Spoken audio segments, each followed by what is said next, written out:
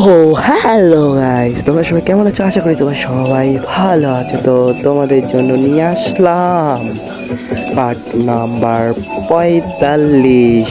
যে তোমরা কমেন্ট করে করে পাগল বানাইলা যে পার্ট 45 দাও, পার্ট 45 দাও, অবশেষে দিয়ে দিলাম।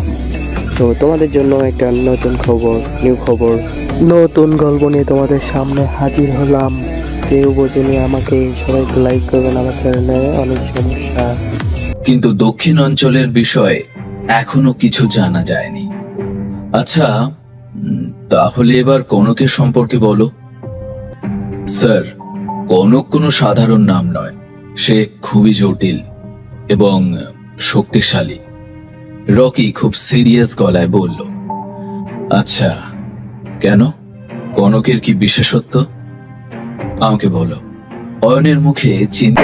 হ্যালো এভরিওয়ান, তোমরা কি ছাত্র জীবনে বেকার? তাহলে এখনই দেওয়া আছে উপরে হোয়াটসঅ্যাপ নাম্বার, ওই হোয়াটসঅ্যাপ নাম্বারে তোমরা যোগাযোগ করো।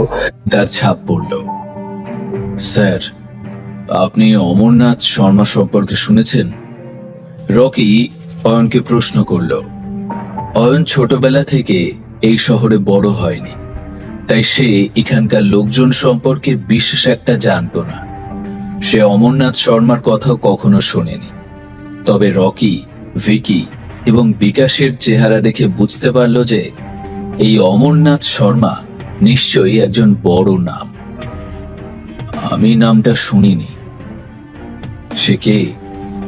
এটা স্বাভাবিক যে আপনি ওনার সম্পর্কে শোনেননি। 20 বছর আগে শহরে তাঁর রাজত্ব ছিল। এমনই দাপট ছিল ওনার যে বাচ্চারা অবধি তাঁর নাম শুনলে কান্না থামিয়ে দিত। ভিকি বলল। শুনতে থাকুন এই গল্পটি শুধুমাত্র এই চ্যানেলে।